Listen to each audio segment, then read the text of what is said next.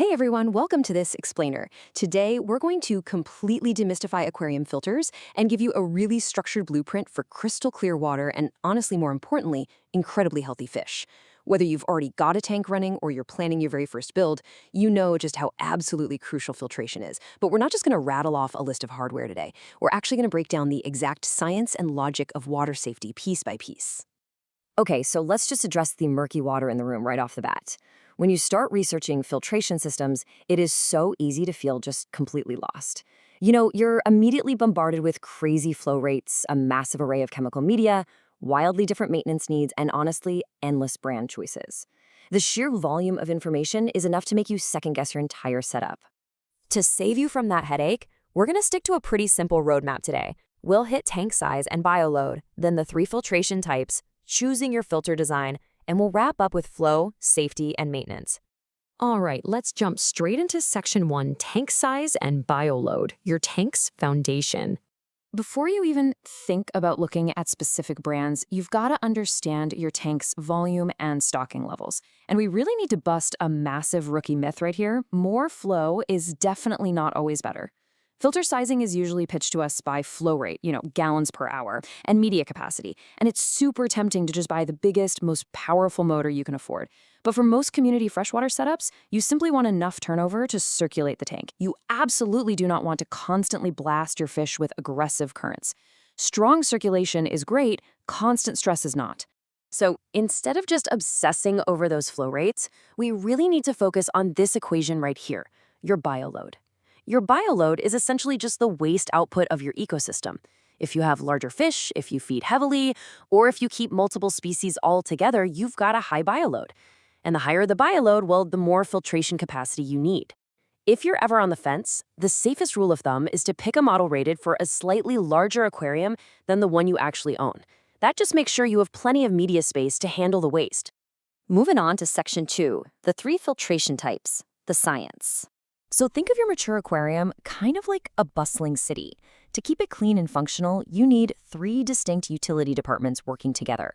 First up is mechanical filtration, which is basically your city's trash collection.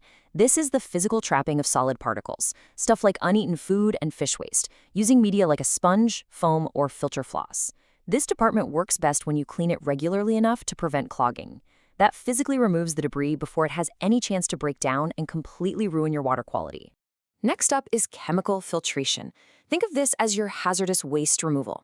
This stage targets dissolved compounds in the water using activated carbon or specialized resins. It's fantastic for tackling bad odors and discoloration. But a quick warning here, activated carbon eventually gets completely saturated. If you just leave it in there permanently without replacing it on a schedule, it stops working entirely, and you might suddenly notice your tank starting to smell like a swamp again. And finally, we have biological filtration. This is literally the water treatment plant of your city, and it's the absolute foundation of a mature aquarium. This is the invisible, behind-the-scenes process where beneficial bacteria live on the surface of porous media, like sponges, ceramic rings, biogalls, or moving beds, and they literally turn toxic waste into much safer compounds. And this brilliantly illustrates a key distinction that trips up a lot of aquarists. Look at how we separate these two out. You really should view chemical media as a temporary short-term reset. It's super useful after a disturbance, like cycling a new tank, using medication, or maybe a major overfeeding accident. But it never, ever replaces your biological filtration. Your biological media needs highly stable conditions and serves as the permanent, long-term foundation of your tank's safety. Okay, Section 3, choosing your filter design, the hardware. This chart right here is super handy for breaking down your 4 main hardware options. Hang-on-back or HOB filters are hugely popular for freshwater tanks. They're a really practical entry point for beginners because they mix solid biological support with incredibly convenient mechanical cleaning. Canister filters? Those are ideal for larger tanks and heavier stocking. They offer massive media capacity and mean fewer day-to-day interruptions. Sponge filters are exceptionally gentle and super efficient for biological filtration, making them the absolute top choice for low-flow needs and breeding setups. And finally, sumps give you flexible, high-capacity filtration that is extremely common and highly effective in marine systems. But hey, no matter which hardware you end up picking from that list, you absolutely cannot forget about intake safety. When you're pushing gallons of water through a motor, there's always a risk of accidental suction. If your tank has small fish, fry, or tiny shrimp, you literally have to use a pre-filter or a mesh guard. Without it, your most delicate livestock might just go for a totally unintended water park ride right into your filter's impeller, which is obviously a disaster. Which brings us to our final section, number 4, flow, safety, and maintenance, long-term success. Here's your golden routine for keeping things stable long-term. First, do yourself a favor and look for a filter design with easily accessible media baskets and straightforward cleaning procedures, so you don't actually dread doing the maintenance. Second, when you do clean your mechanical media, just give it a partial rinse. And third, and guys, this is absolutely critical, avoid complete media replacement unless the manufacturer specifically tells you to. Overcleaning or totally swapping out your media can wipe out your beneficial bacteria and severely crash your water parameters. Now, this giant 0, that represents the exact number of gallons of tap water you should ever use to rinse your biological media. None. Literally 0. When you rinse your sponges or ceramic rings, you must do it in water that you've already pulled out of the tank. Rinsing your media under the faucet with tap water is going to introduce chlorine that will completely wipe out those beneficial bacteria you worked so hard to cultivate. It totally undermines that biological foundation we were just talking about. As we wrap up your setup plan, just keep a few secondary things in mind.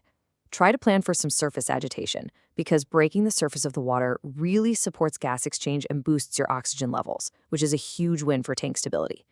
Also, think about the hardware's physical footprint. Some power filters can actually bump up your water temperature slightly just from the motor running. And lastly, if this tank is going in your living space or your bedroom, prioritizing a system that's known for being quiet might just end up being your biggest deciding factor. You don't want to sleep next to a humming lawnmower. So I'm going to leave you with this final thought for your build. Are you just chasing the biggest numbers on the box, or are you actually building an ecosystem? Because when you choose a correctly sized system that prioritizes media space and stable, beneficial bacteria over just chasing crazy water flow, you are setting up a thriving, stable environment for crystal clear water and much healthier fish for years to come. Thanks so much for joining this explainer, and happy building.